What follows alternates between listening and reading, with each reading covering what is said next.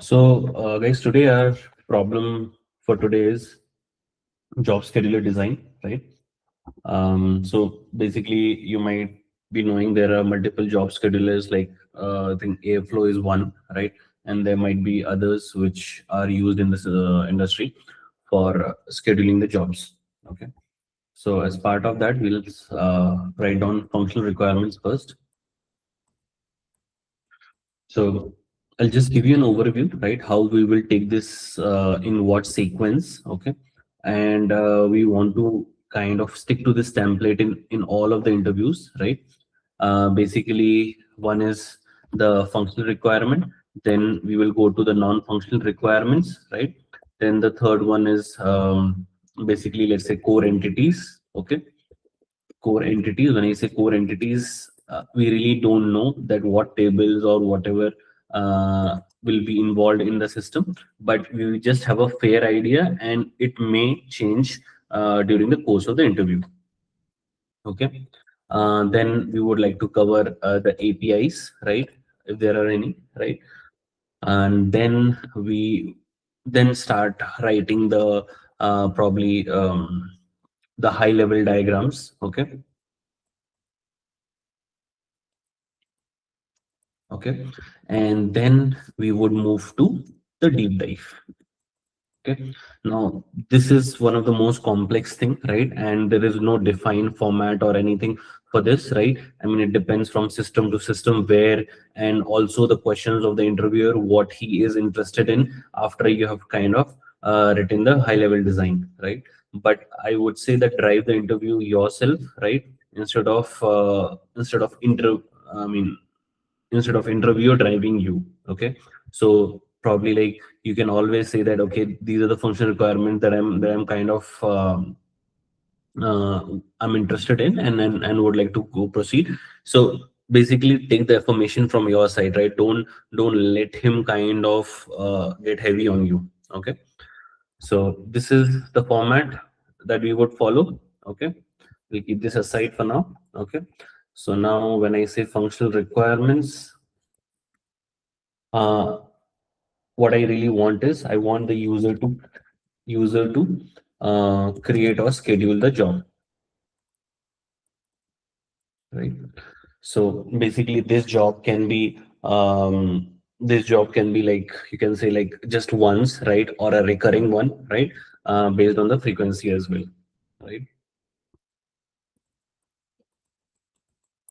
Okay. Then we can talk about like what is the status of the job, right? Status you can say monitoring of the job, right? When the job is running, I mean, you want to know like, okay, has it started, or it has not started, or it is in the cancel state, or it has in the fail state, or whatever it is, right? Okay. Then once you've created the job, right, you should be able to play around with it in the sense, right? You should be able to let's say update the job, update or cancel the job, basically. Okay. Okay. And what else? Yeah. And you should be able to also see any failure logs, right? In case of failures.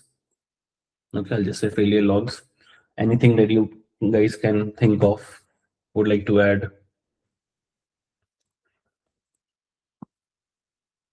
Okay, I take that as a no. Okay, then we would write as NFR. Notification, something, Yes, Moon. or notification. Like if there is a failure, then there is a notification. Sure, we can take that as a notification as well. Okay, I mean, once notification on completion, basically, the job. Okay. Anything else, guys? Okay. So now let's say we talk about the scale. Okay. So now let's say when I say scale, right, what is the scale that we are kind of targeting, right? We'll say that we are targeting at around 10,000 jobs. per second. Okay. So when I say 10,000 jobs per second, so basically you should be able to create the jobs 10,000 jobs per second or 10,000 jobs running at that particular second. Okay, this is the scale that we are kind of uh, targeting. Okay, then let's say we talk about the cap theorem. I mean, in any of the interviews, right, always talk about the cap theorem, right? I mean, if you want, I mean, you're interested in the you're basically interested in the availability, or you're interested in the consistency, right? I mean, it all depends on the problem to problem, right? In this particular case, right, if I say that if I've started a job, right, and if I don't get the status of it, right, I don't care. I mean, if it is eventually consistent also, right? What matters to me is that the system is available, right? So for that, I would say that availability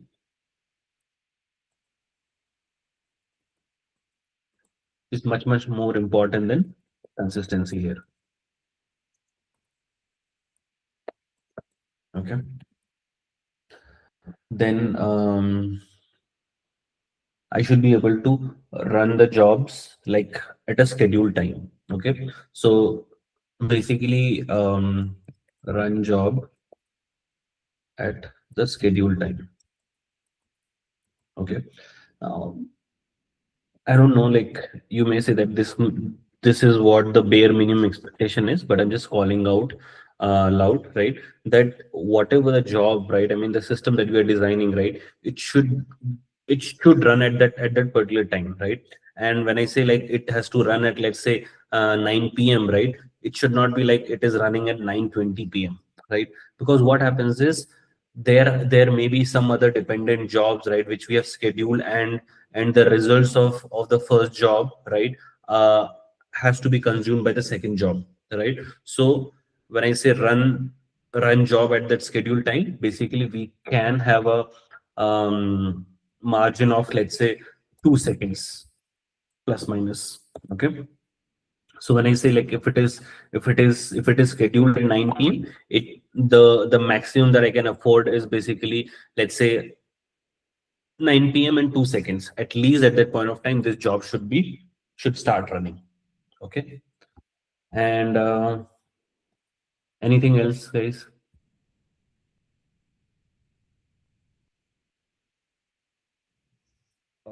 What about fault tolerance? Like if there is some failure while running a job, then the Yeah, system should recover from it. correct. That is also one point. I'm a little struggling with this. I don't know. Need to get used to it. Okay. So basically the fault tolerant. Okay. So idea here is that if the job fails, right, I mean, we should be able to retry it. Okay. So in case of failure,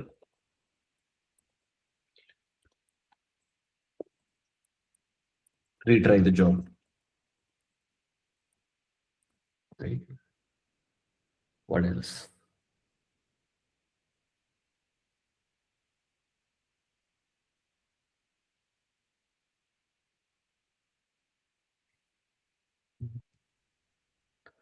Anything else, guys?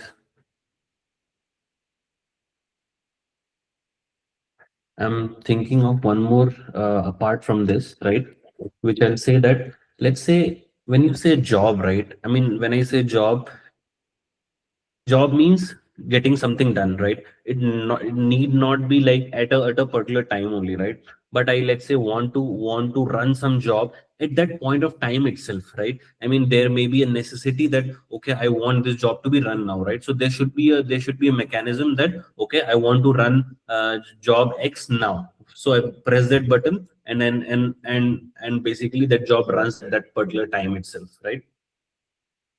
Run a job at an instant. Okay. Anything else?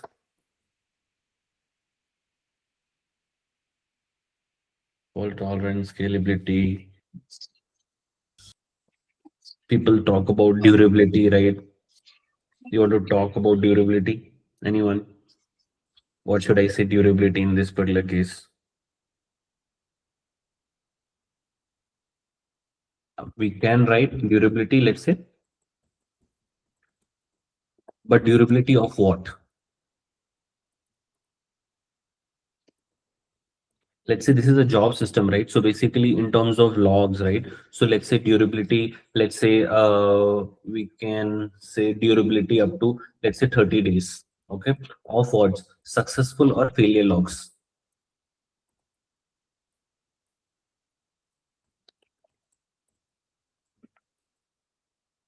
Anything else? Okay. Then I take that as a no. In non-functional, we could add something where we can list all the cron jobs with their schedule time so that we don't overlap during configuring new job. I hope I'm clear. No, I didn't get that point. Okay, it is this functionality which we have in our system where we can list all the cron jobs with their schedule time. Let's say Okay. some, yeah, so that whenever we are scheduling some job, we can see at this time some jobs are already getting executed. Okay. So basically, fetching all the jobs basically. Yes, or the configure jobs. Okay. I Yeah. think we can probably cover this under this point, right? Status and monitoring of the jobs. Okay. Yeah. Yeah. I mean, we can write a different point, but I think we'll cover this as part of this. Yeah. So we'll freeze this here. Okay. Then we'll come to core entities.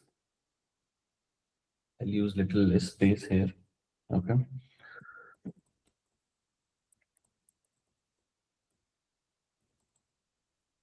Okay. When I say core entities, what are the core entities that are involved here?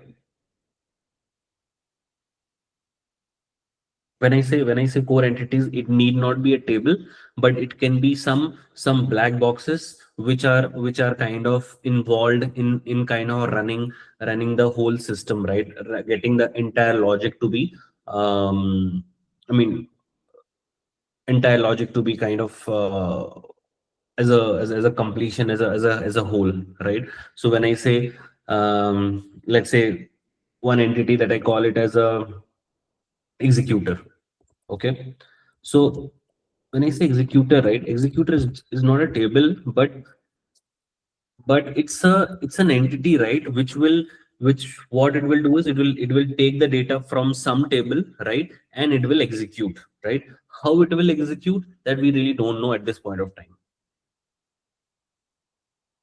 Okay. What else? We can say a job creation, right? Job creation meaning a job has to be there, right? A job has to be there, only then the executor will be able to will be able to pick it up, right? There also has to be a scheduler.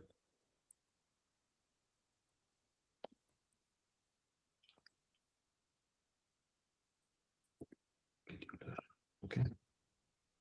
This scheduler is basically this scheduler is basically would be responsible for a job is there, and this scheduler will be basically creating an entity or uh, with some specific time, right? This is what I'm able to think of at the moment, and this is bound to change over the time when we kind of get into the deep dives. Okay, if anybody has anything in their mind, you can talk about it. Should we have logs of job execution?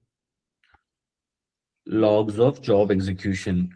We can, yes, we can say that here as what? As a logging framework or a something, right? Or a log storage. Okay, or a log, what do you, some kind of a log manager, let's say, call it. Okay. Then for the notification as well, right? We can call it as a notification manager.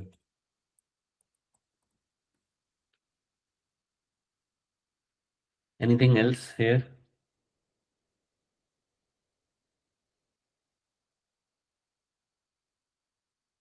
Cool. Okay. ठीक है. One thing, some jobs might require some access to the system, like login, login to an admin console or using admin credential. So No, I mean, yes, right, but that's very specific to what that job specifically does and all of that, right? Okay. But see, I understand what you're trying to say, right? But let's not bring that into the picture, okay? Because we'll assume that whatever the job is running, right, I mean, it has all the ops, right, or it has the access to the databases or to the cache, right, whatever it is running into the system, right? Because these jobs, right, are not created by an end user as such, right? Okay, these jobs are basically created by a system, right? I mean, if you see by the system, I mean, how do I say this? okay, I got it. It will be run always by root user and always Yes, by by a the root user, admin only, right? admin role. Correct, correct, right? I mean, even if the trigger is the user, right? But then the system has the control of it, right? So it will have all the necessary accesses. Okay. Okay, so these are the core entities, right? I'll talk about the tables as well, right? As part of this, right? Since I have a little bit of idea here, but not a complete idea, right? I mean, just let me know if you kind of agree with me here, right? I mean, what I'm trying to think here is basically is that we will have some kind of a table called job table. Okay. I mean, job. Okay. Which will basically store some kind of what you call say. This will be ID, right? The job name. Okay. And what else? The schedule time, correct? The schedule time, frequency, if it is like just once daily or whatever it is, right? I mean, sorry, it will be just what do you call, uh, it will be just once or recurring. These will be the two kind of enums that will pick here, right? Once or let's say recurring. Okay, I kind of stopped myself by kind of calling out the daily or hourly or all of that, right? Because all of that we will not be storing here, right? All that will be storing as part of the cron job expression. Okay, so I mean, we don't care, right? I mean, if it is what do you call, once or recurring. If it is once, we'll kind of run that and then probably close it, right? And if it is a recurring, it will be, I mean, it will be picked up by our whatever the service is, right? That it has to run further, right? So that way, okay. Then there'll be some kind of status as well, right? When I say status, it will be what? Scheduled, right? Or if it is scheduled, the job is scheduled, I can say that I want to cancel, right? Let's say I've scheduled a job for, let's say, day after tomorrow, but I realize no, this is not required, or my job is already done, right? So I'll say that it can be cancelled, right? And sometimes it's considered as a subscription, right? I'll mention like DB daily, right? I use every day. So there is a subscription, right? There is a job, right? That it is scheduled. Okay, like what? Let's say I want milk tomorrow, right? So there is a subscription and that is scheduled for uh, every day, right? And let's say there are times I want that, oh no, I want to cancel this, right? I don't really need this subscription anymore. I'll just cancel this, right? Or there are times where I want to pause it as well, right? So I can say that I'm going on a vacation, right? I'm going for a trip. I don't really need it for, let's say, for a week, right? So I pause the subscription there. So consider it this status as that. Okay. Then anything else? It's okay not to know anything here because we're just getting into it, right? But uh, okay. Anything else, if you know, guys, before we move to any other table that you think that we need here at the moment, or we have information of it?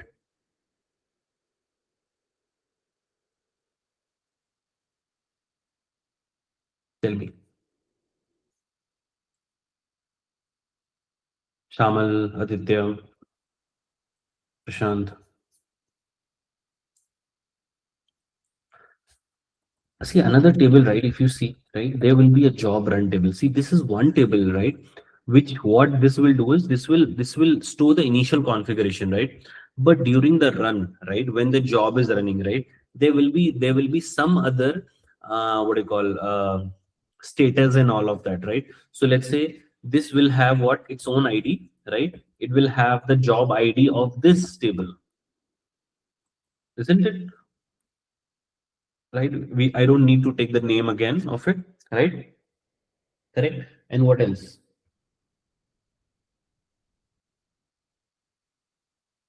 What else? The status of it, right? If it is in the running, right? Running, or what else? Failed, right? Anything else? I don't know at the moment. Okay. Or started or whatever. Like we can say started. That we'll see if this is valid or not.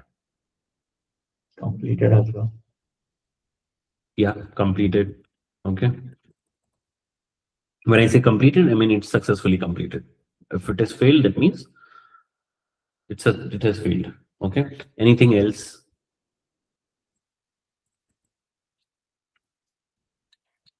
Suspended, Huh? suspended like as a status. Uh, Suspended, yes, correct. Suspended can also be a status. Suspended. Yep. Cool. That is correct. Okay. What else? I should also have a start time, right? Because what has happened is, see, I mean, we had scheduled, right? We had scheduled at 9 p.m., right? But need not that that the job started at 9 p.m., right? It may have started at 9:05, or it may have started at what? Some random time. The machine, or there was no instant, there was the system was down, right? I mean, how do we know? Right? If there is a start time, there will definitely be an end time, right? How much, how much the job took to complete. Correct. What else?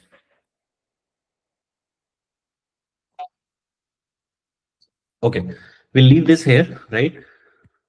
But if there's anything that needs to be added, we'll come back to this. Okay. I'll probably put this. uh I'll put this here. This here. Oh, sorry.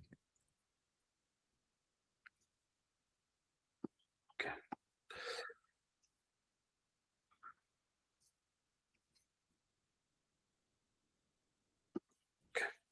Cool. Okay, so as I said, we'll follow this template: functional requirement, non-functional requirements, core entities, right? So we are done with functional requirements, we are done with non-functional requirements, we are done with core entities, right? And we'll have to revisit this again, right? Now let's come to APIs. API or APIs. Okay, this is definitely APIs. So okay. Now what are the APIs that you think will be required, guys? Tell me.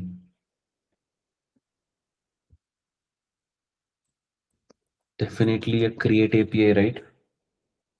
Okay, so I can say create job,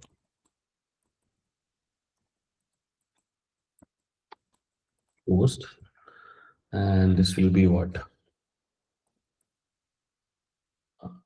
I mean, you can say V1 dot job. What should I call this as? What should I keep with the signature as? Tell me. We can write it as, let's say, slash V1 slash scheduler. This is the common path. Okay.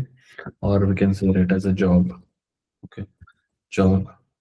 Okay. That's it. Okay. Let's say this will create the job for us. Okay. What else? Status of the job, right?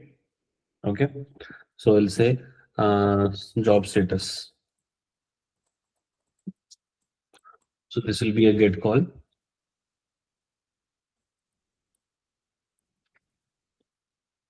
So be slash of v1 slash jobs. Okay. And I can say this here is a job ID. Okay. And this can be as job ID. Okay. Now, what Amol was saying that he wants all the jobs, so we can actually stick to this endpoint, saying that v1 slash jobs will give us all the jobs that are there in our system, right? And we can apply pagination and all of that. So that's there, understood. Okay. What else, guys?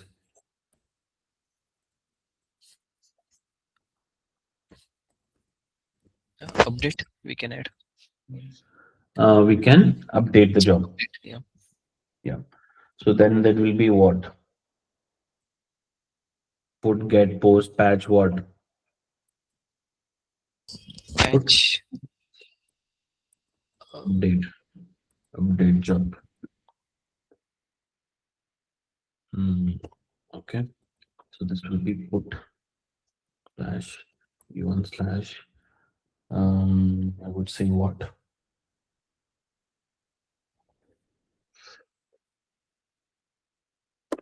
Job. Job and say jobs and slash job rating. Job ID. Okay. So basically update the job, right? I mean, now there can be multiple things in this, right? The payload, right? That or something might be required for the job to run, right? So basically the payload can also be there, right? Basically the body will have the schedule time, the payload and all of that, right? So now I talked about a term called payload, right? So that means what? As part of this table, we require payload as well. Somewhere, right? Okay.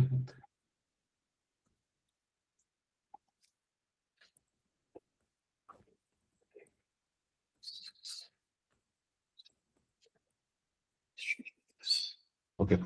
Cool. What else, guys?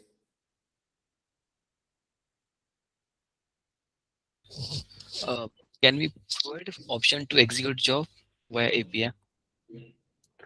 Option to execute a job via an API. Yeah, Correct. Yes. yeah. We discussed So, it, like right. Uh, so let's say when you are saying that we'll do a run job, right? This will be what? Put, post. It's not putting, it's post, right? It's a post. We'll say add v1 slash jobs as job ID.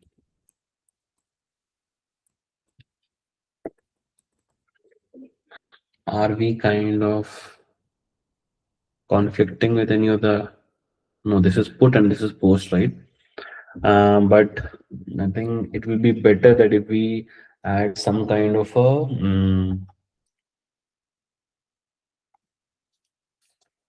let's say run job. That's better, right? Okay. Cancel job, right?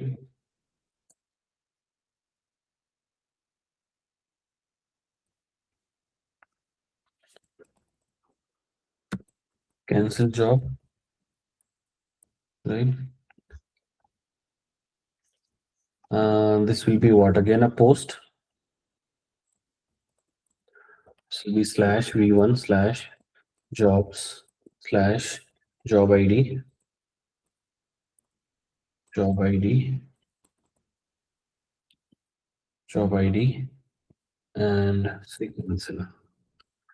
Why do you want to delete Samil?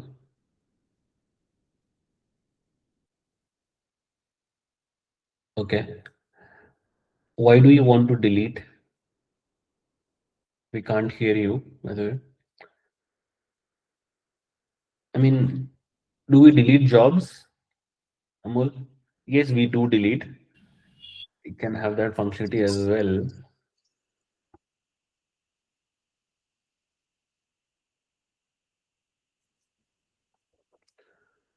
Hey, Nilesh.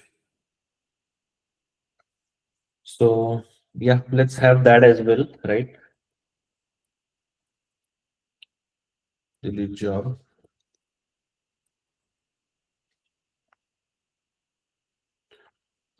This will be what? Post.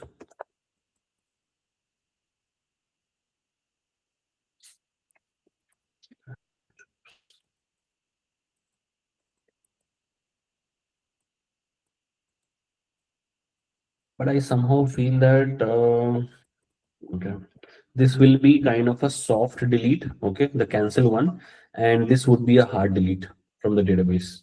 Okay. I felt that cancel is like cancel the executing job. That's there, but you may want to also cancel. When I say cancel, uh, there can be two things, right? There can be two things, right? I mean, your job has not started and you want to cancel it, right? And it can be running as well, isn't it? We don't know. How do you know? If it is running, then what do we do?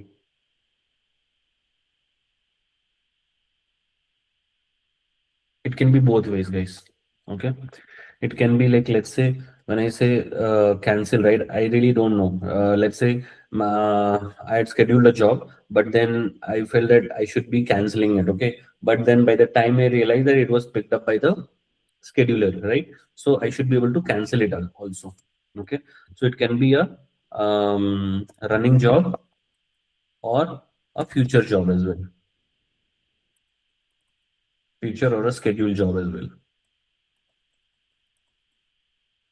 Both. Okay.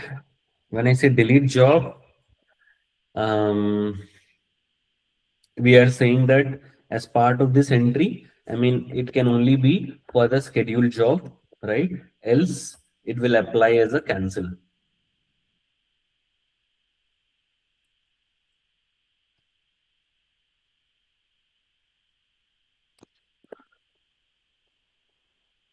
Kamal, I mean, correct your earphones. Will be difficult for me to read the chats. Okay. What else? I think we're good, right? Any other operation that you can think of, guys?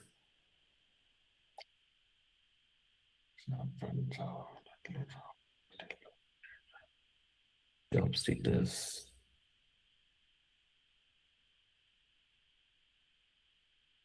Vishnu, Prashant, anything else?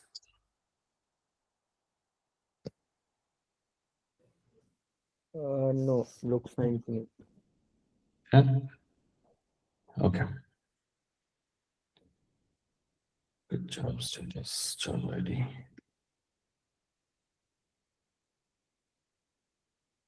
Hmm. By the way, this one, right? We can actually split this. Okay. So when I say job status, right? It is just giving me the status of the job, right? But you may also want to know what are the details of the job, right? So probably this the point number two, right? We can say that this is fine, right? I can, let's say this as a job details, right? But when I say job status, see, there are two things. Okay, when I say job status, meaning that at what stage the job is, right? See, what happens is sometimes there are long running jobs, right? And you want to say that I want to know the status of the job, right?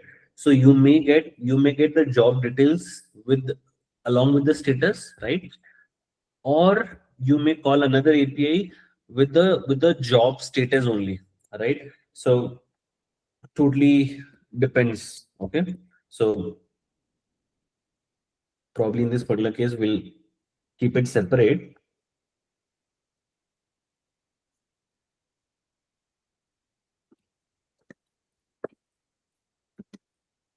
Okay, I'll say job status. So this is again jobs.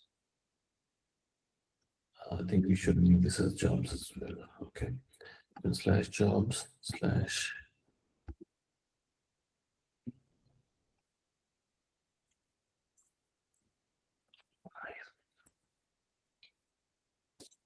jobs status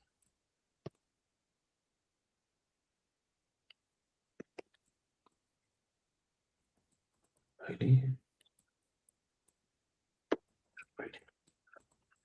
Okay, cool. So forget about, I'll just correct this points as well.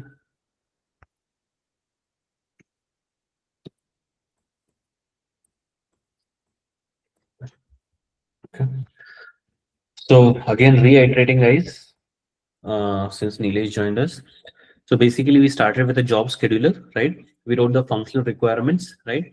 Then we wrote the non-functional requirements. We talked about the core entities, right? Then we came to the tables as job tables and the job run. We really did not have a great insight at this point of time, but we just jotted them down. If anything comes in, we'll have to again visit this section at core entities and the tables. Yes, Pratik, eh, Nilesh. Yes, Nilesh. so Yeah. Pratik, in the tables part, you can like actually also have one table of the job history as well, wherein like rather than a job run, it can be like you can say it's like a job history, and you can say that primarily when was the job exactly run, like for which service it was run, and Correct. primarily and it rather than like we can actually like refine this job run table a bit. We can just say that okay, because rather than having start and end time, we can just say that okay, what is the next schedule time at which the job will run in that case, because Sure, scheduler it will like makes sense. Yeah, eventually makes fix on the DB only. Yeah, yeah. So what Nilesh is saying is a job history as well, right? And it makes sense to some extent. Why? Because see, I mean, till what this point of time we were doing is we were storing all the jobs, right? I mean, if they're running, not running, right? I mean, or probably if they're in the running phase or they're completed phase, right? They're in the job run status, right? What this Uh, job history? Job What I'm history saying, would the thing is, you can just remove job run as a whole, and you can just say like a job execution come history, like what you can say, and just say that okay, that this is the execution time at which the job is scheduled to run, and also the last time when the job ran, and what was the status, and the job ID and the service ID for which the job was run. No, see, this is where it's scheduled, right?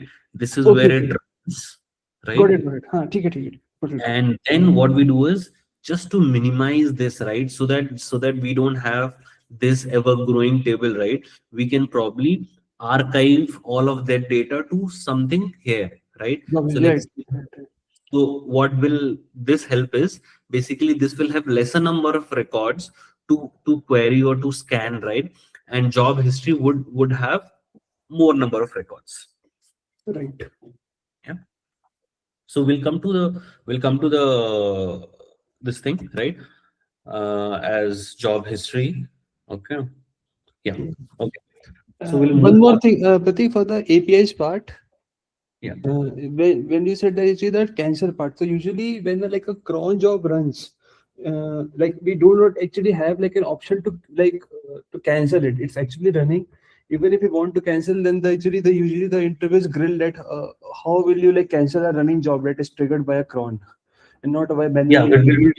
we'll discuss. I mean, this can be a requirement, right? So what happens is, let's say you have a long running job, right? Okay, and Mhm. you have a long running job. You don't want it to finish it, right? I mean, and you're tired of kind of waiting for it, right? You may want to explicitly cancel it, right? You want to forcefully cancel it. There can be a requirement of this. Right, right. Yeah, it makes sense. So we'll come to high level here. See, guys, again, we'll have to revisit this core entities and this table section. We will, okay. This APIs part is over. If you have anything to add, do let me know. I can edit here, but we'll have to stick to this. Okay. So again, we'll have to draw some boxes. This will be a load balancer and API gateway, both.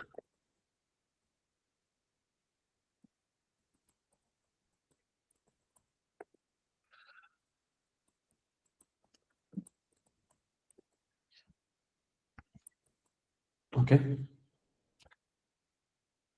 And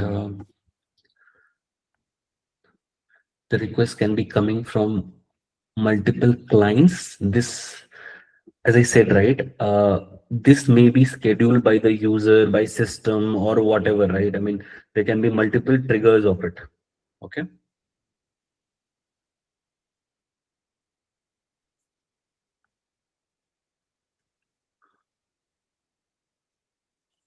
Okay. Then we'll, let's say, have a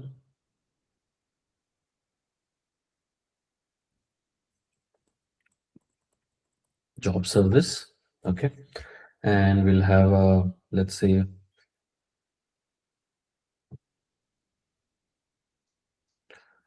some kind of a DB here.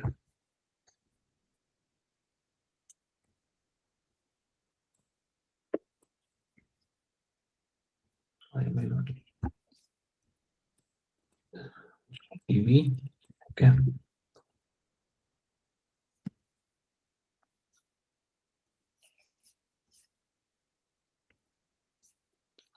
Job and DB.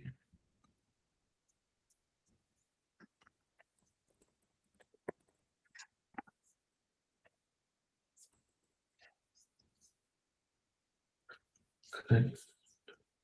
And then we can have an executor.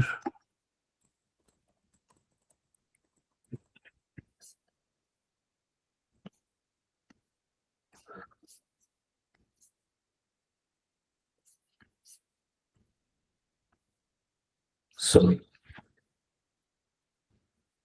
So this is basically a high level diagram, right? So what will happen is there are multiple clients, right? Who would be coming and then putting their jobs, right? And they will be stored in the job service, and the job executor will pick it up and it will go to the job run, right? And it can, as part of the archival, and so basically if you're going with job history, right? You can also actually edit the functional requirements, go and edit it, saying that you want to, let's say, look up something in a later part of time, right? So that also you can talk about, like, let's say, in terms of durability also, right? Durability of the job, right? Not just the failure of the logs, but also the data, right? The I mean, how much time it took and all of that stuff. Correct. So this is at the very high level, but there are a lot of things missing in it, right? There are a lot of ifs and buts in this, right? And hows, right? Like, what if job service fails? What if job executor fails, right? And how will they pick it up and all of that, right? There are many questions in this, right? So this is not the end of the interview, right? So, I mean, obviously the interviewer will ask you, or either you will have to say that yes, this is at a very high level diagram, right? But I want to go deeper, go dive deep into it. Okay. So this was our high level diagram as per this template, right? So now we'll go to the deep dive of it. Okay. So I'll just copy this again.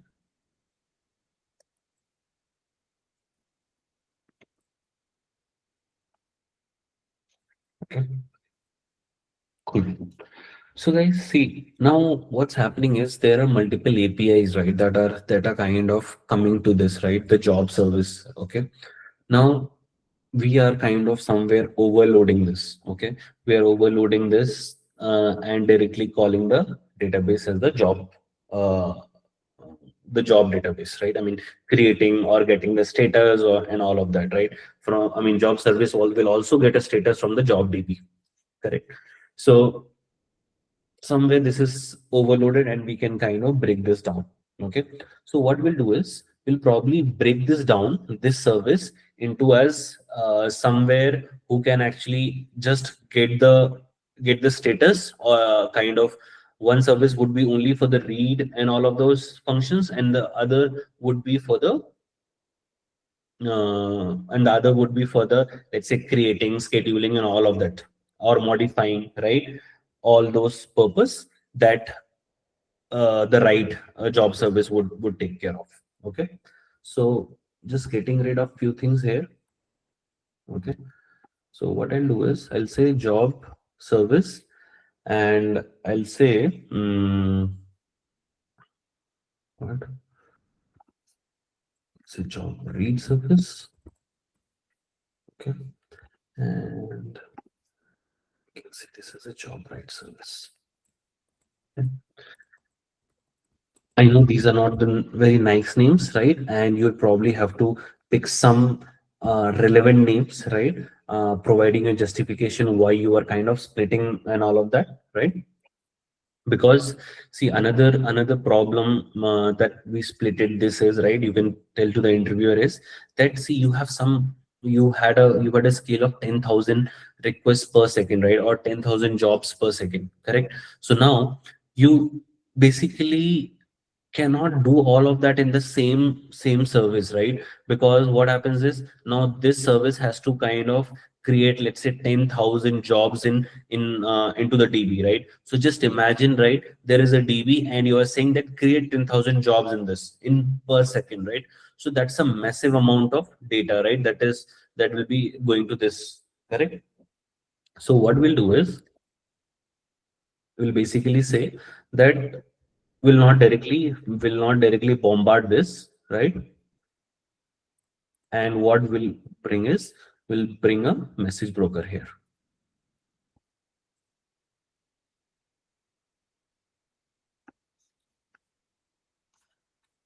Okay,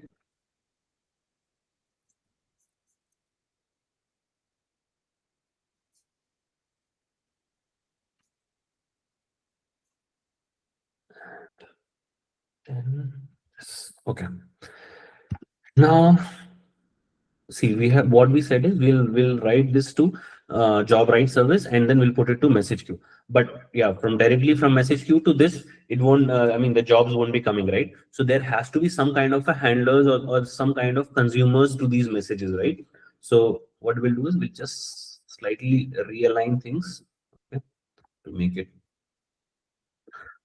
see.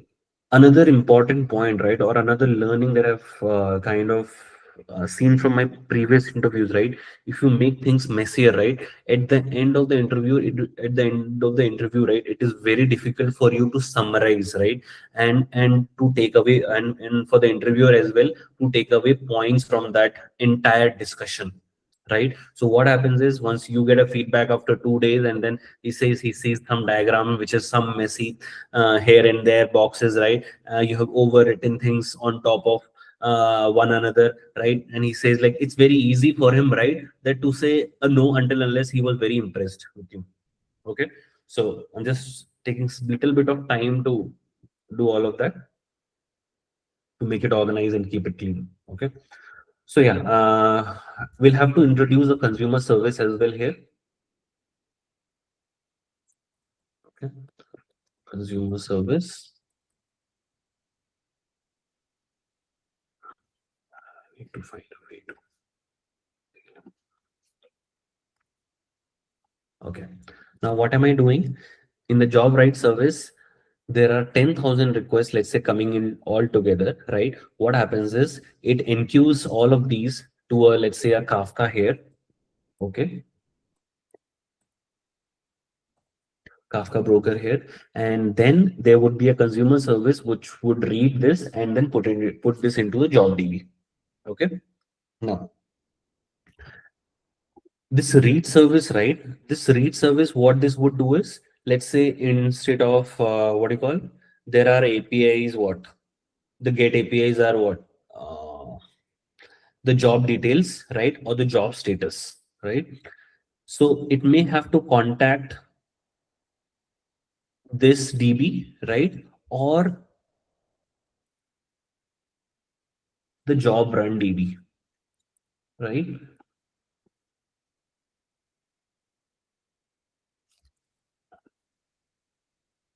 Or the history DB, right? What Nilesh had talked about.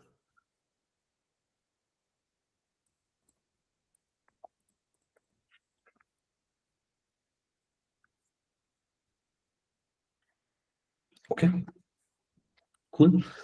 So this is what we have at the moment. Okay.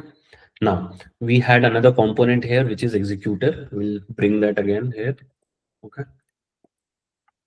Now this is the one who's actually kind of picking up the details from the job, and then while running, it is making an entry to the job, and then kind of running it and then marking the status to be completed and all of that. Okay, cool. But see, the executor, right? You're saying that there is a job at 9 o'clock and there is a job at 9 o'clock and 15 seconds. So that means what? For every second that this job executor has to scan the tables. No, that should not be, right. That's not the ideal thing to do. Correct. So what we should really ideally have here is we should have some kind of a watcher, right? Somebody who's actually watching, right? What is that going to come? Correct. Let's say I have some jobs scheduled for the let's say for the next 5 minutes, right? So what I'll do is I'll probably create another service called as the job watcher service.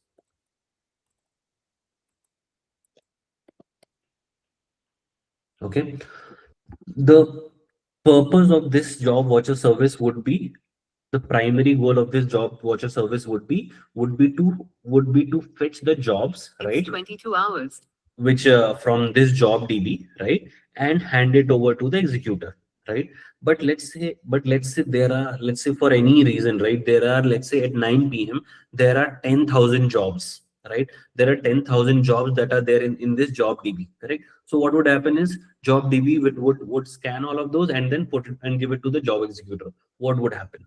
I mean, job executor may not have that capacity, right? It is a thundering herd problem, correct? So what we would do is we would again introduce a queue in between this.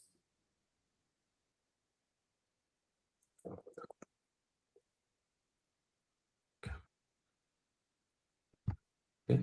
So I'll pick up a message queue again.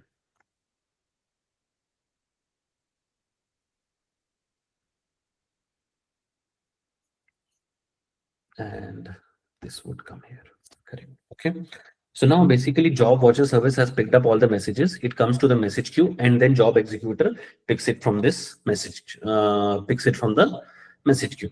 But normally, right, I mean, I would say that whenever a message queue is there, right, there is some kind of, people call it as a handlers, some people call it as a consumer or whatever, right?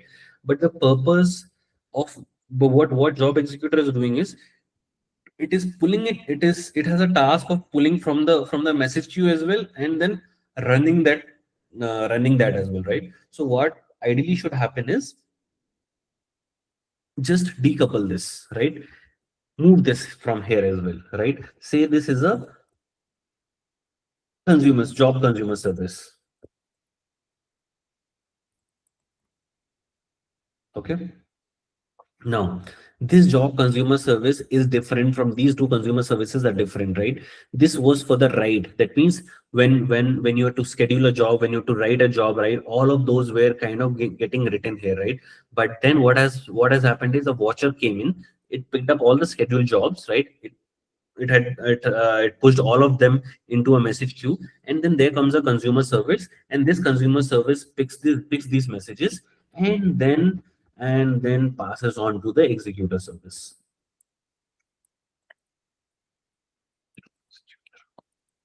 Okay. Now this job executor has multiple worker threads in it, right? Let's say W1, W2, W3, W4, and so on. Okay. So now what they're doing is basically they're executing the jobs. It is giving multiple jobs to this. It it's basically a thread pool. Okay. And it is giving to job executor. Okay. Now, good. So once this is done, job executor can basically again update the job run DB, right? Okay. Or this DB as well. But ideally, should we do that, right? Or we can probably do what? We can actually probably push all the results to this. So see, one thing, understand very important thing, okay? So wherever there's a possibility of you writing too many messages into the DB, right? Simultaneously, avoid that, right? Introduce the queue in between, right? So what has happened is, so let's say I may have 1,000 threads in this, right? I may have 1,000 threads in this, right? And let's say 1,000 threads for any reason, right? There will be a time, right? There will be a time, there can be a coincidence, right? Where all these thousand jobs finishes at the same time, right? And if I make an arrow from here to here, right, what will happen is it will be a again it may I mean it may turn out to be a thundering herd problem, or it may, I mean, there will be lags, there will be a latency issues when you kind of when simultaneously like 1,000 threads are kind of updating the same DB, correct? So again I would suggest is basically is that all of these worker threads, right, they kind of what they do is once they have done executing, right, they can actually come and push the message here. Okay. So now see this message, right? The message that this had, I mean, what do you call? Or otherwise, if you don't want to put it into the same topic, right? You can pick up a different topic, right? Let's say initial topic was, let's say what um scheduled job. Let's say scheduled job. Okay. So, and the another topic can be, let's say, what? Um, how do I say this? Um, run, run job status, or what should I call this as? I call this as a run job status. Okay. Okay. So what has happened is all of these executors have kind of done, and then they put the message to the Kafka, and this consumer service, right, have multiple handlers to it, right? There are few handlers which will listen to this topic, and there are few handlers which will listen to the run job status topic and then update the DB accordingly. Okay. What else, guys? Anything missing? Any questions? Is this clear till this point of time? Uh, how do you ensure that the jobs are executed within 10 seconds or 20 seconds of their start time? Um, See, is this really a requirement? Because I mean, it may happen, right? I mean, because you I do not want to bound that, right? I mean, we had an application where basically there were jobs which were running like 40 hours, right? And 60 hours, correct? Okay. Why do you want to bound them within some time range?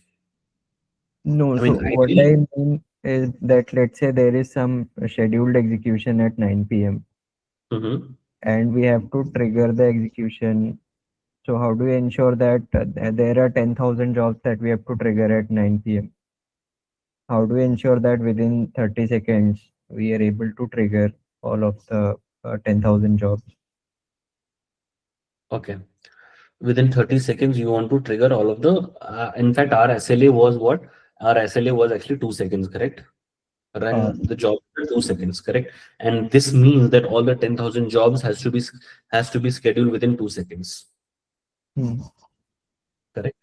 So now what happens is it's the job of the job watcher service, right? And what this would do is this would pick up the messages from here, right, and put it to the queue, correct? And now, see, when I say 10,000 that we have to run, right? We probably would need a similar pool as well, correct? Similar pool of 10,000 as well, right? We'll have to scale this executor as well. This thread pool will have to scale this as well, Hmm. correct? And also, when I pick the jobs from here, okay, their visibility timeout kind of has to be like around 2 seconds or so. Right. I mean, the job watcher service will have to preset the messages in the SQS queue with some kind of delay, preset delay that like this particular message will get consumed after these many seconds. Correct. So see, basically, idea is that this job watcher service, right? This job watcher service would be scanning every 20 seconds, okay, Hmm. and it will pick all the jobs, right? It will pick the jobs, right? It will pick the jobs in the next 5 minutes. Hmm. Okay. Now, once it is picked, right? So I'll just bring this job run here. Okay. So now what happens is, um, once this picks it up, right? Okay. Instead of, let's say, it can say that it is queued. Okay. Instead of just saying started, right? I can say it is queued. When I say it is queued, right? It is picked up and it is put into this message queue. Hmm. So now, then is the job of the job consumer service to make market as running and all of that, and then it again sends up a message here, okay, to this Kafka to update the status of this, okay. But I would also, I mean, yeah, the start time would be updated, right, and there would be a field called modified time as well, right, and I would kind of expect this job executor to kind of send a message, let's say every 10 seconds. Let's say the job takes, let's say 15 minutes, okay. I would expect this job executor to send me a heartbeat message every 10 seconds, and to modify the time. Okay. So let's say initially it was executor, right, and initially it was queued, right, and then it from queued it went to running, right. Okay. So basically in the worker one thread, it is running. Okay. Marked correct. Now what happens is in the next 10 seconds, it will again send a status called running, and the modified time will be updated, and so on. So it's kind of an heartbeat. Okay. Now I'll tell you like where will I use this, right? Basically you said na, I mean, let's say there may be jobs which are in the running status for a long time, right? Okay.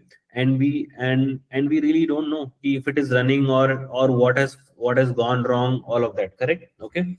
So now what happens is this job watcher service will also have a task, another task. This is one task, okay, for it. Okay. This is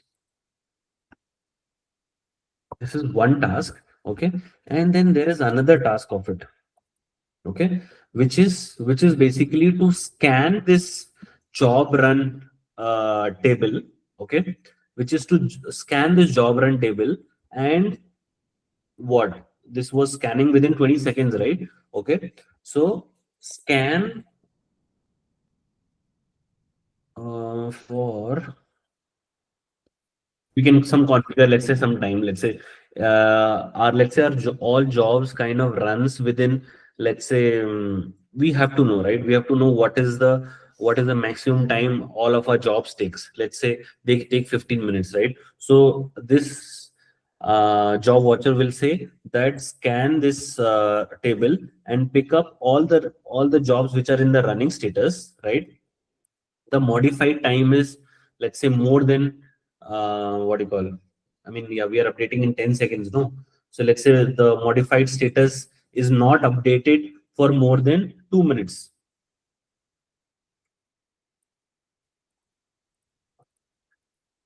2 minutes. Okay, that means what has happened to the job? That job is somewhere stuck, right? What do we have to do? We basically have to do what? We'll have to mark that to be as a failed. Okay, and here has to be a retry as well, right? We had to say retry count. Okay, or you can say an attempt count. Okay, so guys, see, I'm kind of modifying few things, right? As I said, right, these were not really known to us in the beginning, right? I'm just modifying on top of that, right? So now what is happening is the job has failed, right? In the first, when it was picked up for the first time, attempt was marked as number one. Okay, but now we know that this job ideally should be updating this job run db with a modified time every 10 seconds, right? And it is in the running state for the last 2 minutes. That means what? It has failed, correct? So now what is our next thing? Our next thing is basically to mark this to be as somewhere failed. Okay, and and queue it again, isn't it?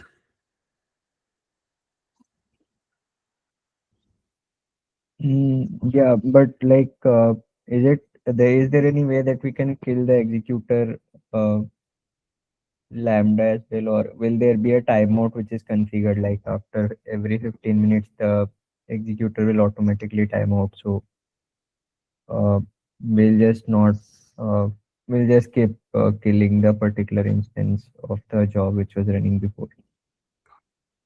uh Yeah, ideally we should kill that. Mark this to be as part of this, right? We should be killing that, right? So that so that thread gets freed up, right? We mark that status to be as status of that job to be killed and regain queue, right? So I think these are the three tasks that we need to do. Okay, how do we kill it, guys? I need your inputs. Okay, For this is killing the the thing, I guess what we can say is that when the job is running, so some process ID may be assigned to it, and we can store it in the DB, like, and just say that like normal, like when we do like a kill command is done, so we just enter the kill like the process ID, just like via the terminal we kill it. So it's somewhere on that lines, just storing the process ID and trying to kill it. So if that can be done in that case. Yeah. So somebody has to send that instruction, correct? Somebody has to send that instruction. Okay. Right, right. So see, what we can really do here is, okay, let's say if this has happened, okay, if this has happened, what this watcher service can do is, we, let's say, create some kind of a cache here, okay,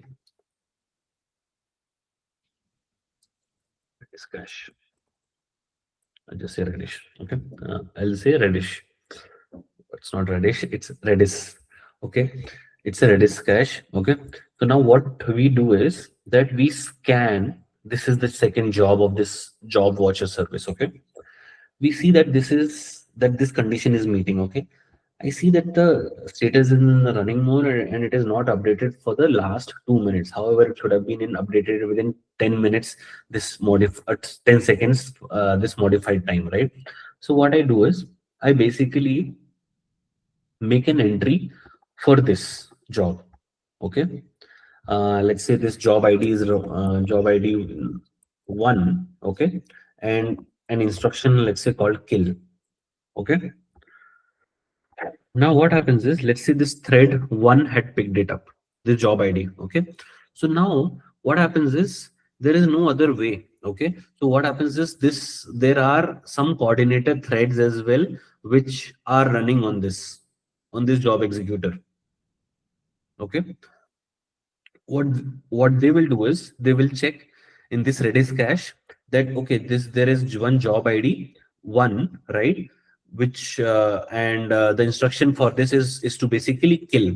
Okay. Now see, how will I'll call this as a coordinator thread 1. Okay. Now it knows the job ID, but it does not know which thread, correct, or which worker, right? That means there is a need for another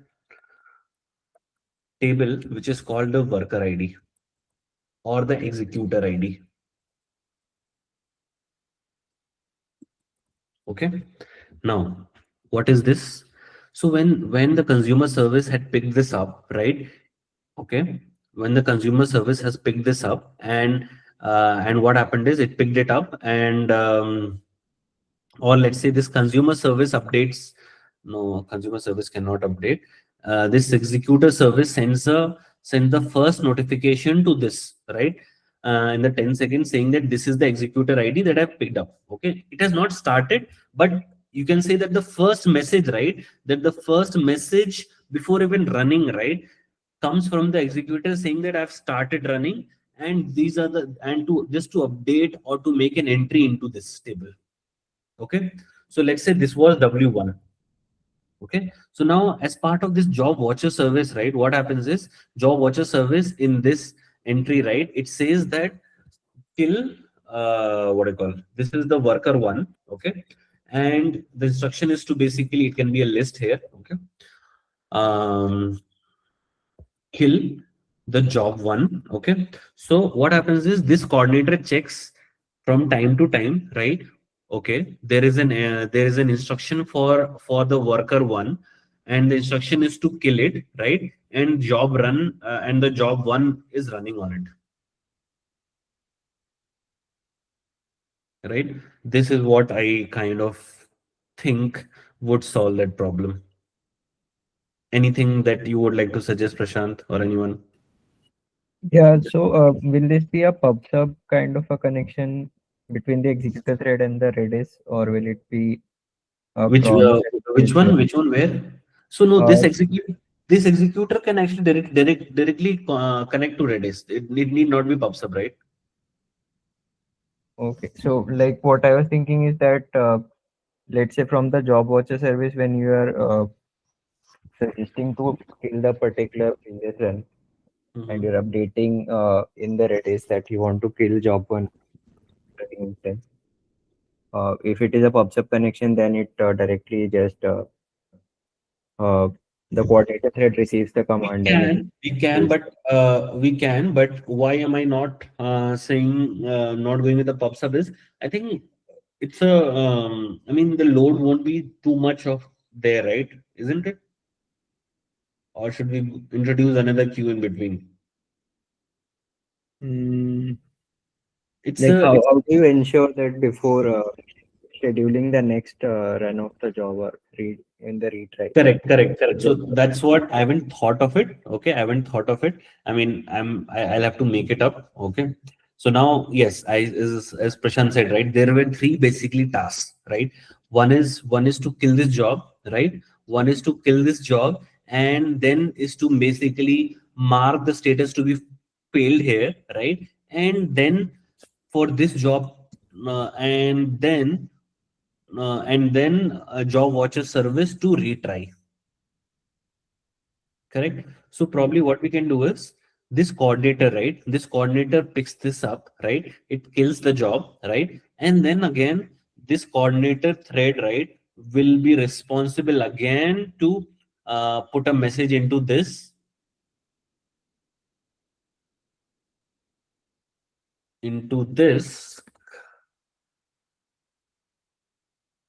sorry,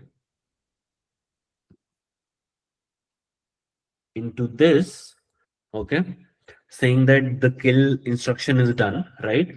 And we update the status here, right? And based on the status, right? Based on the status, the job watcher service can again pick this up, right? And then enqueue it for again retrying. Yeah, that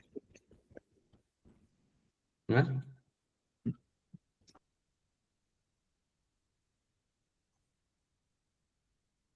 Guys, speak up, please.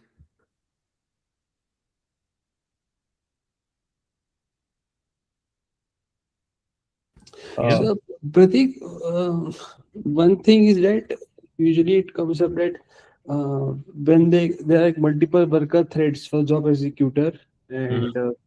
like they should there should not be any concurrency should not be there. Like if there are multiple free worker threads and they're trying to pick the same job, so like you're trying to solve it by using the message queue in this case, right? Correct. So no, so basically what happens is, right, this is the consumer service, right? Okay. So now what happens is when any message is picked up, okay, when any message is picked up, I mean, it will be deleted or anything of that sort, right? After what do you call, um I mean, after it is handed over to the executor, Executor. Okay. Okay. right? Right. So you, Because you can you can you can think of it as you're having a thread pool and you have said that this thread dot submit something of that. right. But one thing is that Pratik, like if you are like the job watcher service, if I go back to the job watcher service in this case, and Mm-hmm. it is like reading from the DB and pushing into the queue. So Correct. one thing is that if we are like performing repeated scans like every 20 seconds, or like it will pick jobs in the next 5 minutes, Mm-hmm. what can happen is there can be like a cross question wherein we can say that in the within the span of 5 minutes there should be like not any edge case wherein any job was missed primarily. You're trying to understand the point that if any scheduled job is there and the job watcher service fails to read that in the window, and like fails to put it in How the will it queue. miss? How will it miss? So now see, why am I saying 20 seconds and why in 5 minutes? Correct? You can say that I scan now and then you scan it after 5 minutes. No, what is the need of it, right? So now what happens is this is a continuous flowing system, right? Okay. If I've scanned now, right, and I've picked up the jobs from the in the next 5 minutes, right? So what happens is, and let's say in the third minute there is another job that comes in, right? Right, right, yeah. There is another job that comes in the third minute and the entry is made, right? So what happens is at that point of time there will be only that job that will be picked up, right? Because the status of the other jobs are actually queued. Um, Correct. Just okay. So what I'm trying to say is, suppose if it's like at 0th minute the first scan ran, right? Yes. And the next scan you're saying will run after 5 minutes or 3 minutes. Oh, 20 seconds. So 20 seconds, I said 20 seconds. Um, Once it runs in the 20 seconds, and okay. Okay, I got it. Okay, sure. Yeah, sorry. Okay. No. It's Just to clear that, we will be not duplicating here, like while scanning the jobs. No, we are not. Because see, Yeah. when you are saying like in 5 minutes, right, we will be scanning how many times? We'll be scanning one thrice in 1 minute. That means almost 15 times in 5 minutes. Correct. Yeah. But what happens is in the first scan, right? Let's say I get 100 jobs. Correct. Okay. In the next scan, right? That job will not be picked up because the status of it will be marked as queued. Okay. Okay. Yeah. Got it now. Correct. But what happens is, let's say in the first scan that you have picked up, right? But somehow somebody created a job in the third minute, right? So then you have to pick that up as well. Clear? Yeah. Okay. So this is there. Okay. Now let's say What else? Now let's say a job consumer service or this executor service dies down. Okay, or this job executor dies somehow. Okay, now what happens is, let's say if it was running some job and it dies. Okay, something which is completed or failed, right, does not matter. But what is the problem is, if there was some job that was running and this job executor node kind of dies down, right? What happens? What will happen? It will be in the running status for forever, correct? But it will not be forever. Why? Because a job watcher service, right, we already have considered this case where we are scanning, and if it is not modified more than 2 minutes, right, that means what? I have to send a signal here, right? I have to update the cache here.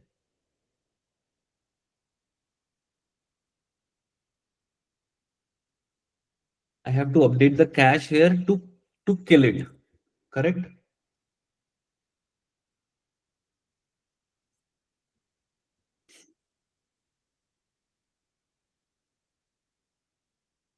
Mm. But there is So no like detail here. how would you handle long running jobs, like if there is some job which requires, like it is not paid but it requires 10 minutes to run. So then, in that particular case, I mean, I'll come to that, right? But here, see, there's a problem, right? So we are saying that job executor died completely. Okay, when job executor died, right? We somehow will end up in a state where it is in the running status, right? In the running status, and it is not modified for more than 2 minutes, correct?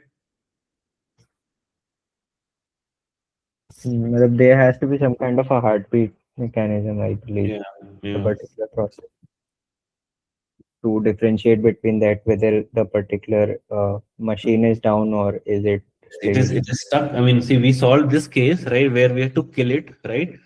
But there is a case when this gets this thing, right? What can we do here? What can we do here?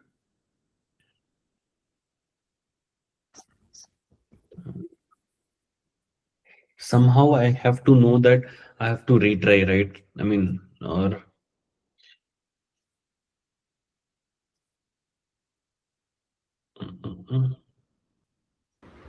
Maybe some callback mechanism. I think like if you're like wait some timeout if it is there to check that.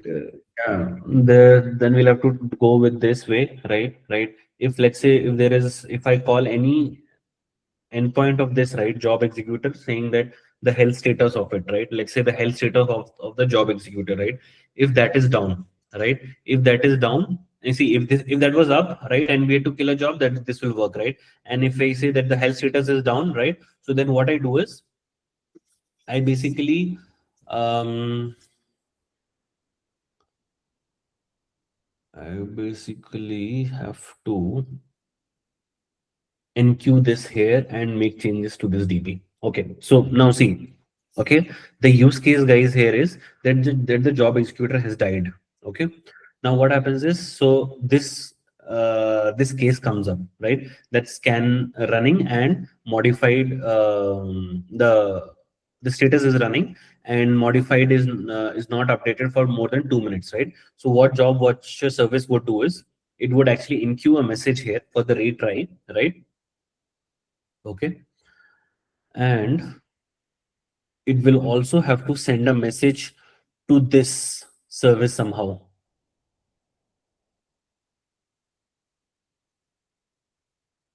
Okay, so both will have to happen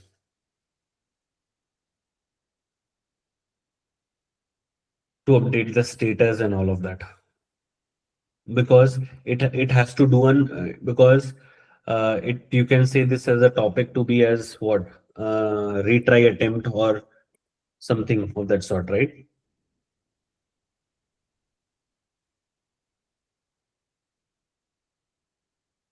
Okay, and it will have to be enqueued here as well.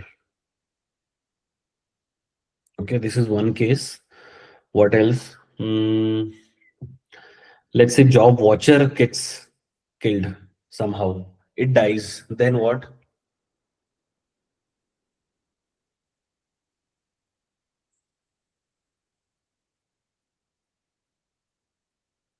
I think we don't have a way right for this.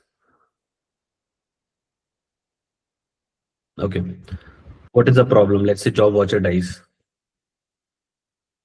Then the scans will not like function properly. You won't be able to We scan the next. we really don't know. Okay, the scans will not happen, but let's say, I mean, it dies, right? It will come back, right? But then one important information is lost is till what point I had scanned, Right.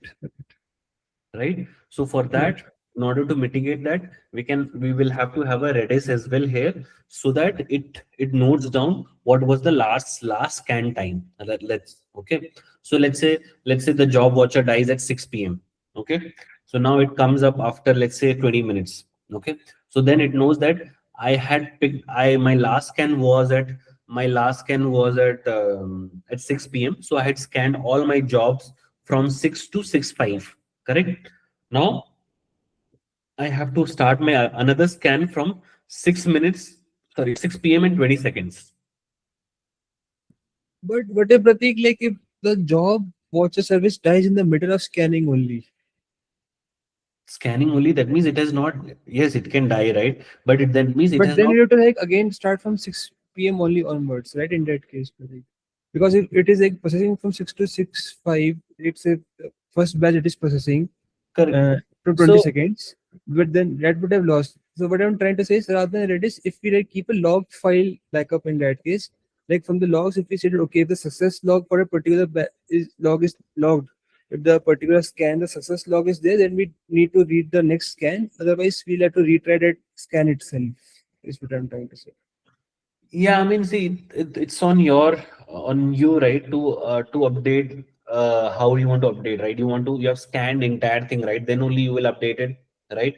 Because that's your complete transaction, right? Okay, that means let's say you're scanning or whatever it is, right? I mean, you won't make an entry there and then you go to the database and let's say you field there, right? So what Right, happens is, when was your success? You make an entry to that Redis only when it was successful.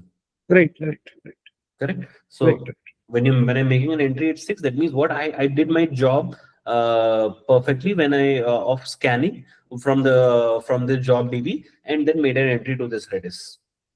Right, right. Makes sense. Okay. So yeah, we have covered this as well here. Okay. Now there is one peculiar case which is missing. Okay. Now, okay. Before that, we'll just come to our functional requirements once more and see what we have covered and what we have not. Okay. So when I say user can create a job and schedule a job, have we covered this? Do we all agree?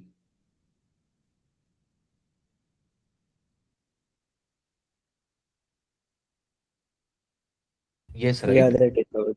Yeah, we have covered this, right? Status and monitoring of the job, right? This would be through this read service, right? Which has the access to this job DB and this job run DB, right?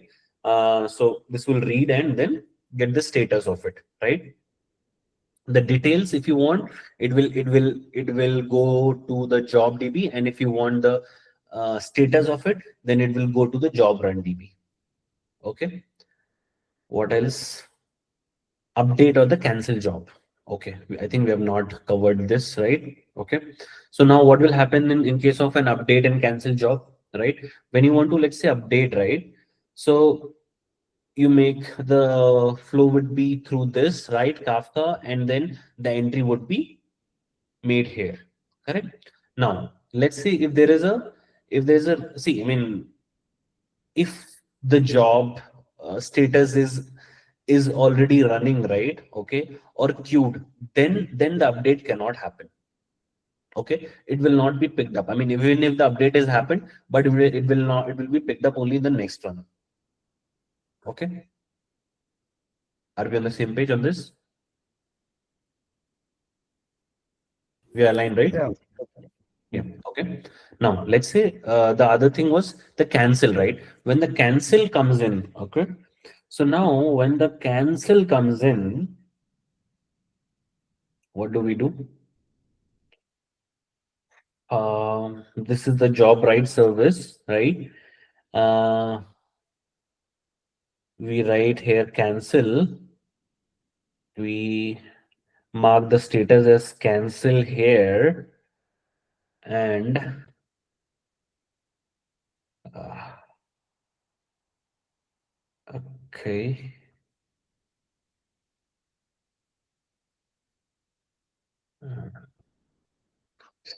See, there are two things. Okay, when I say cancel, that the job has not started running, right? When the job has not started running, that means what?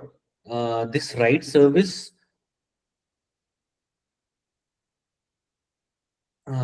first of all, it has to read the status of that job, right? If it has not started, that means what? We'll send a message to Kafka and then say that mark the status to be cancelled, right? But let's say if the job is already running, right? And if the cancel message comes in, right?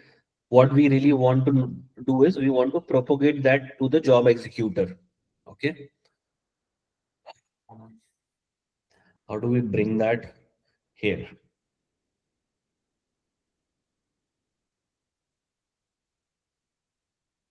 Yeah. So then in that particular case, right, what will really happen is this write service, right? This write service will have to make an entry to this again Redis. There's no other way.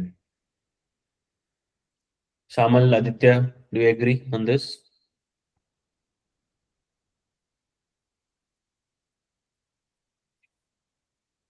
Guys, the job is running, right? The job is running, right? And this job write service gets to know from the DB saying that the status of this is already running, right? Pratik, Yes. Pratik, I think you can keep a cron job, right, and try to get the status from your DB, whatever DB. I am not following in details. In a certain interval, right, that cron job will have that status, and you can read from there itself. Yes, cron job will have a status, right? But that is there in the executor, right? Okay, this cron job is running here, okay, and it is marking the status. Correct. It is marking the status in the job run DB, right? Now No, that no, for the requirement to cancel, okay, delete and update, right? All these correct. So if a job is running, you are not supposed to be, cancel that one, right? That is what your requirement, correct? no, we can force cancel it. Hmm? We may require to force cancel it. Okay. Okay. So now see from this diagram, right? We get to know that the job is already running. Okay, the status is already running, right? So now what we really need to do is we really need to get to this job executor, right? We are at this write service. Correct. Now, how can we reach here? Right? What we will do is we will write a command to this Redis again, right? To kill the job one. No, no. Before this, you need to know the status, right? Yes, we will get to know the status. We will get to know the status. We will get to know the status from this DB here. I mean, this will be from the another endpoint, which will this write service will call this read service and saying that give me the, because we said that cancel the job J1, right? And it says that job J1 is already running. Job J1 is already running.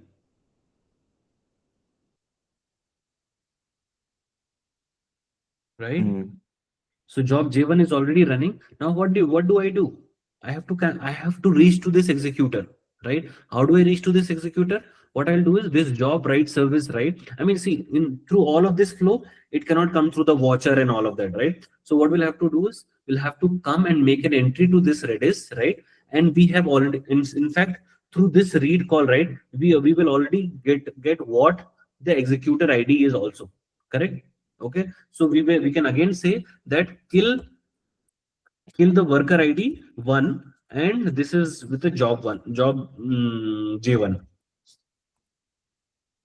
And then what happens is, whenever that heartbeat, right, or that coordinator, right, while it is running, One worker will run one job only. yes, one worker will run one job only, and there will be some coordinator threads, right, which are responsible for reading the cache as well. So what is your worker? Worker is your service, or it is a Worker is a thread. Worker is some kind of a thread, so right? think From like as a lambda function you have. So you will spend if there is millions of job, you will spin off millions of lambda function. I'm not saying this to be a lambda function, because I have to interrupt this as well somewhere. It's on a node, right? I am not saying this as a serverless, right? We can go with lambda as well, but then I would need a mechanism to interrupt that thread as well, interrupt that lambda as well. I've not talked about lambda here. We can go with it, but if lambda is not having that have that capability of getting interrupted, then that is a problem for me.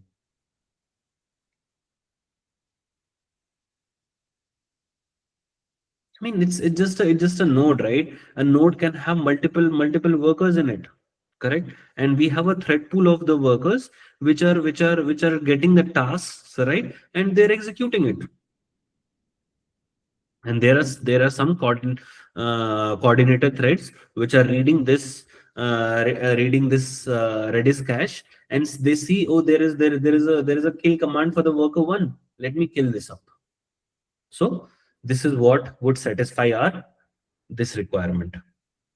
Okay, run a job instantly. How do we take care of this? I mean, are we clear, Samuel? Yes, but this worker part, right? It has to be optimized actually. Somehow I understood, like, a lot of articles are suggesting that worker, but the question is, like, it will drastically increase your, CPU load actually. If you will have one worker, suppose inside one node you will have multiple worker, right? You were saying one worker is simply a, thread only, correct? Correct. So inside one node, you will have, let's say 1,000 thread you will create. Okay.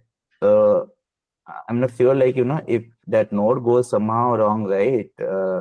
So all these jobs will have the trouble actually. So how you are managing that? Correct. See, there can be multiple nodes as well here, right? But and these multiple nodes, right? This consumer service, if you want to scale this up, right? We can scale this up in terms of multiple nodes as well, right? But this is a very common thing, right? I mean, your laptop is also a node, right? Right? Your machine is also a node, correct? There are multiple threads in it, right? When you open a terminal, right, you can run, I mean, basically threads runs inside a process is there, and then under one process there can be multiple threads in it. Yeah. Yeah, I understood, Pratik. So my only question is, like, so let's do a math here. So suppose you have 1,000 jobs running, right? Mhm. So so one node will have, let's say, 100 workers. Mhm. So you will have how many nodes? 10 nodes. Yeah, we Uh, can uh, have that, right? So this consumer service should be able to kind of hand over Spin off that one, right? to this thing. I mean, there can be a load balancer or whatever, right? And this can act as a client as well here,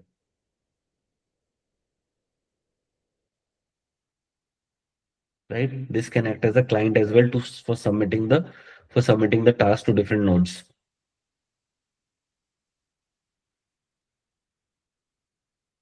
Yeah. So somehow it has to be synchronized, right? So you will have dependency jobs as well, right? So dependency jobs is not supposed to be in the same node, or What it's not. dependency jobs? We are assuming that these jobs are not dependent on each other. Okay. Oh, is it? Okay. So Yes. dependency is not considered. Okay. Okay. Mhm. Okay. Okay. What else? Okay, we had to run a job instantly, right? Run a job instantly. Okay. So when I say run a job instantly, where does this fit, guys?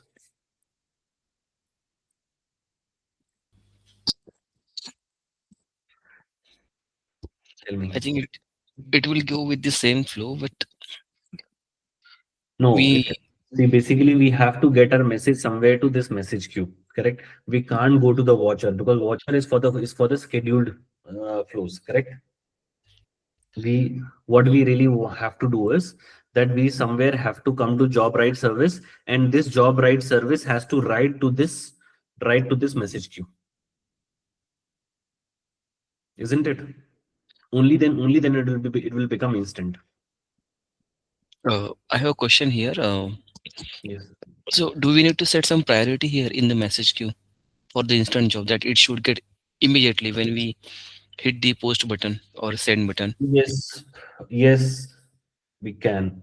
Because if Now, we add new job, it will be added in the last like that. yeah, that's a very good question, right? It will be added to the last, right? There can be multiple jobs here, right? Okay. So now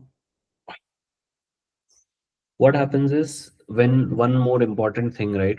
I'm not sure if Kafka has this feature or not, right? But SQS has a feature called visibility timeout. Okay. So now what happens is something, let's say when I pick jobs for 5 minutes, right? So I will set a visibility timeout for, let's say, 5 minutes, right? So what will happen is the job which I picked up, right? It will be shown only to the consumer service after 5 minutes.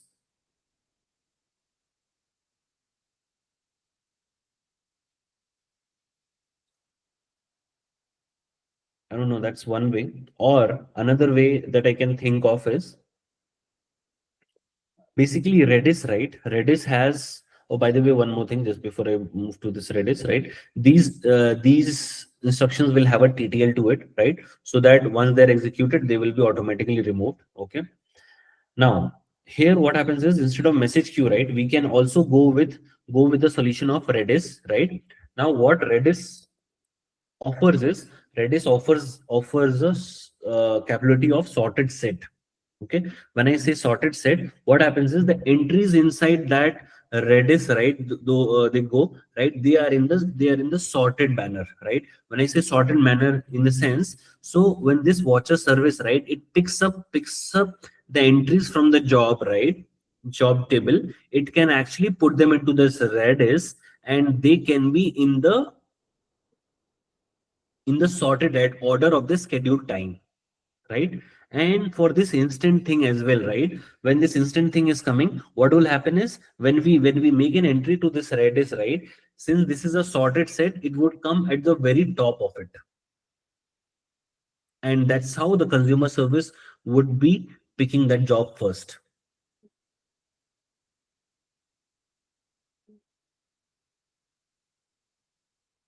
Are we good on this, Amol, Prashant?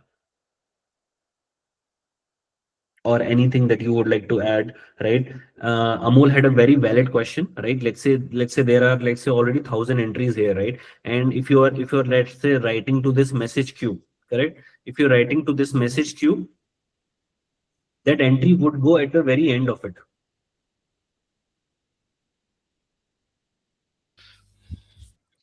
Yeah. Uh, So in case of Redis, like if the Redis machine goes down, then what? How would you handle that? So see, Kafka can recover messages. Even Redis is also has a persistence, right? Just in case Redis goes down, right? It can also recover. It can also recover those messages. Okay. Okay. Or or can we What execute it else? directly instead of sending it via queue? Yes, we are putting here, right? And also what will happen is we will have to make an entry here, correct, in the job run table, right? I'm not denying this, right? But the thing is, we can't wait for the watcher to pick it up, right? Because we want it instant, right?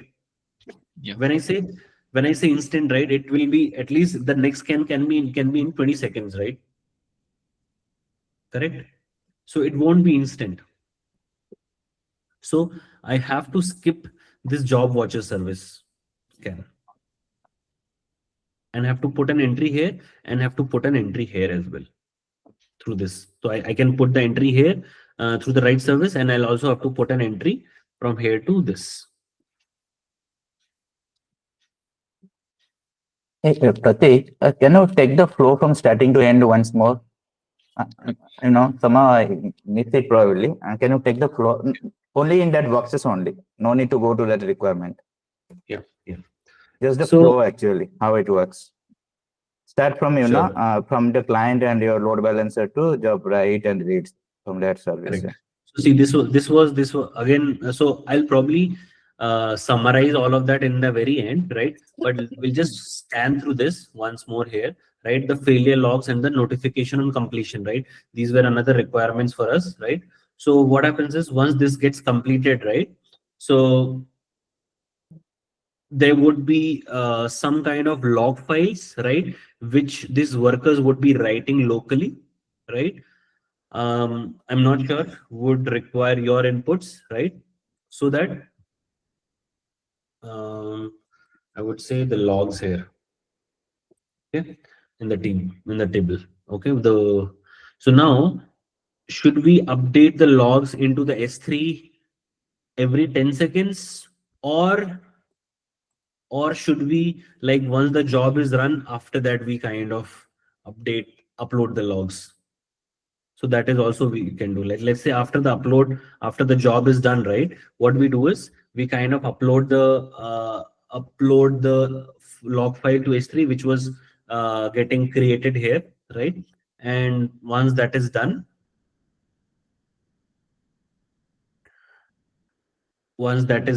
we send a message to this Kafka and it will update the logs here. See, there are cases where let's say this job gets stuck or we kill it, right? Again, these coordinator threads, right? There will be some agents who will be responsible for uploading these files to S3. And that's how our log metrics and all of that also gets collected. Right? There are agents. I mean, then I would say it's not the worker threads who are uploading this, but these worker threads are actually writing to the log files. But then there are logging agents who are actually uploading the I think, content to this. yeah, Content Pratik, to this. Yeah. sorry to interrupt. One doubt, right? This S3, right? Everything we no need to write into Kafka, I think. The S3 can directly update, through their inbuilt notification to wherever you wanted actually. So I really need to understand. So why everything you are passing to Kafka and again through Kafka you are, updating to consumer service and DB. So this is only for the logs, no? This is only for the logs. So your S3 is- Kafka is, your Kafka is getting, input to job right service, logs and execution, everything. These logs, I think directly we can, update through S3 notification. No, this S3 is only for the logs. Why do you need for this, right? I mean, it's not the worker thread who's updating this. I'm saying that these were the log agents who would be pushing the logs to this S3. And whenever this log and whenever this was submitted to the executor, right, at that point itself, right, the S3 URL would be updated to this.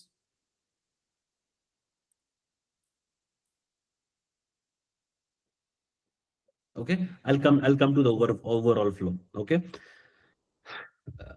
In the interest of time, Amol, can we just skip this notification, right? I mean, I think you'll be able to take care of it. Yeah. Scale we have almost covered, right? Cap theorem, right? Run the job in the scheduled time, right? Fault tolerant in case of failure, retrying the job, right? I think we discussed that, right? And the durability of the this thing, we can configure this. Okay. Okay. Now, Samuel wanted the overall flow, correct? Okay. I'll talk about the overall flow. See what is happening. Aditya, you are there with us. Nilesh. Yes. Yeah, Pratik, yeah, yeah. Yeah. Okay, cool. So see, what is happening is this was our overall high level diagram where the clients are coming, giving to the load balancer, and then the job service. Job service has the task of updating to the job DB, and job executor picks up from the job DB and then update the job run DB. Okay, this was at the very high level, right? But then when we dive deep into this, right?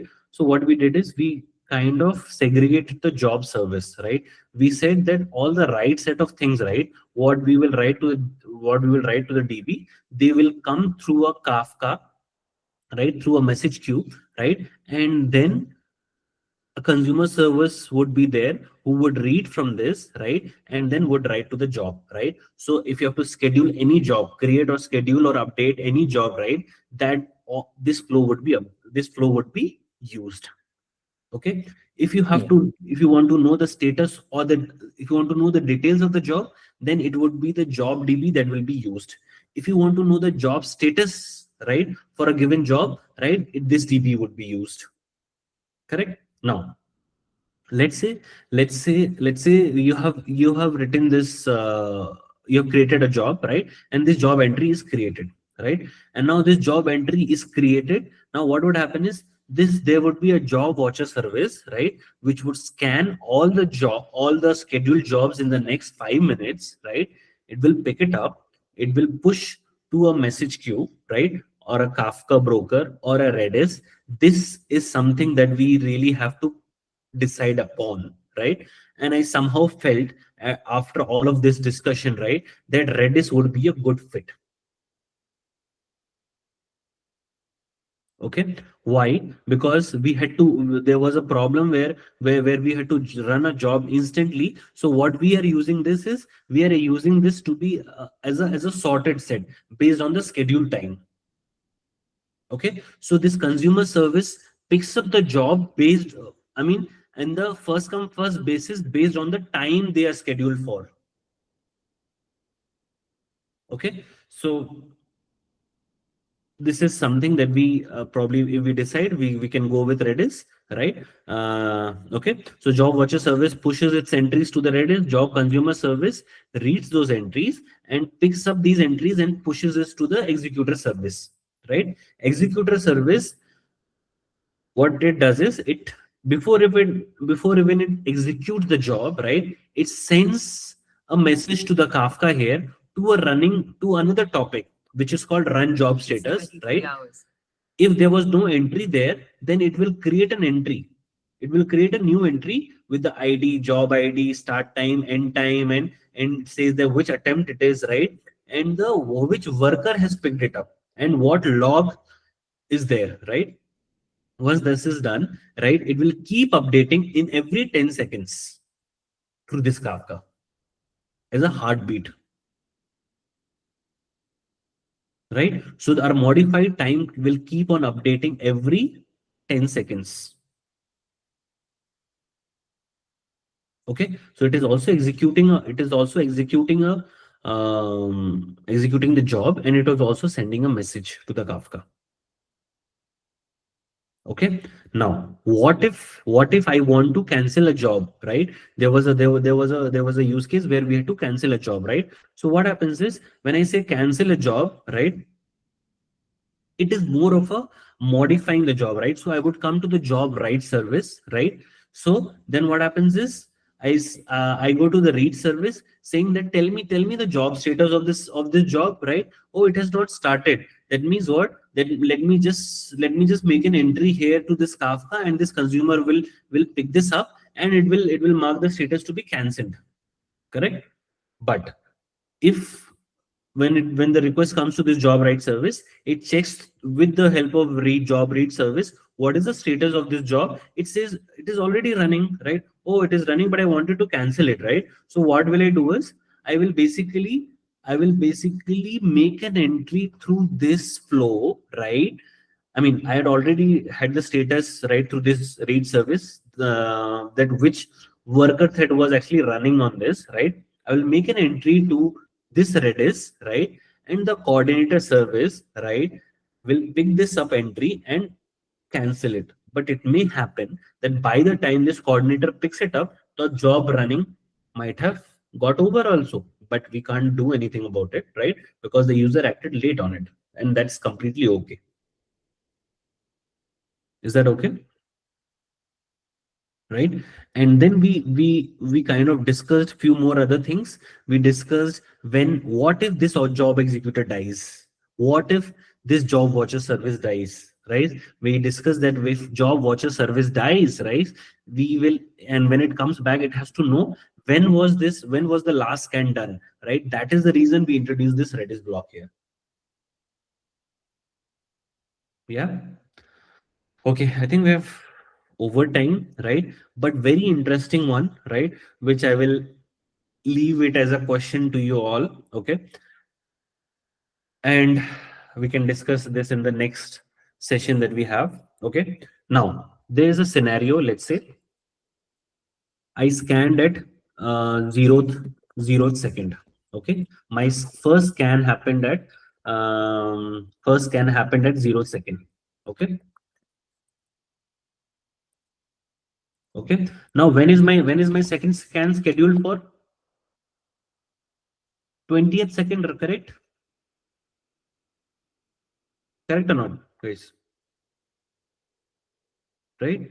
Now, what if somebody makes an entry, right, between the 0th and the 20th second, he schedules the job, right? He schedules the job at 10th second, right? So what really would happen is that this second scan would start from 20 seconds to 5 minutes and 20 seconds, and this entry would be missed. Okay, this entry would be missed and this would be picked up in the next day. Is that clear? So we have to mitigate this problem. Okay, so thank you guys, thank you for joining. I think we have covered most of it, right? If you just go through it, right, I'll send you the screenshots of these, right, in our one-to-one or group, whatever it is. Okay, any other question before we end, guys? I know, and this DBs would be Postgres because we have a very structured data, right? Postgres, MySQL, or Aurora, right? I think there's no question about it, right? We can go with the relational database here, right? So, yeah. Any questions, Prashant, Nilesh, Aditya, Samal? Any doubts before we end this?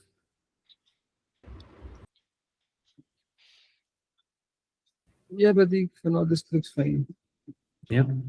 Yeah, Cool. I have one question. Like, Yes. in the like, how will the coordinator thread know that which particular worker thread to kill? Correct. Now, correct. So now this basically the entry is there, right? This entry, right? Where I have the W1, correct? Marked. And by that it will kill that worker thread. But like, will it store the process ID, or like how it will know actually that I have to kill this particular task? I mean, so normally what happens is, let's say when you kill a process, right, there is a process ID, right? I mean, we'll have to note down that worker ID or process, right, whatever it is, right, here, somewhere here. Okay. We can see at the system level, right, how do we kill a thread, right? That I will have to check. I mean, we do kill processes, but how do we kill a thread if I have the thread ID? Yeah, or another way could be that you can like just uh, thinking out loud, like you can create single threaded executor for every task and keep a map of job ID and the single threaded executor. Yeah, it can Executor have, get that kill. we can have this coordinator, right? But it will be able to anyways locate, right? The coordinator would know. If you, I mean, I don't know. I mean, we can discuss, right? We can go deep dive into it. Like, if it should be a process. I mean, every job should run in its own process, or it should be in a thread, right? That will have to. that we can discuss further. Okay. But yeah, but this is doable, I feel, right? I mean, if you store something here, right, this can kind of be retrieved again later because we have a mechanism here, correct? Yeah. Yeah. Okay, cool, guys. Thank you so much. Good night. Bye bye. Thank you.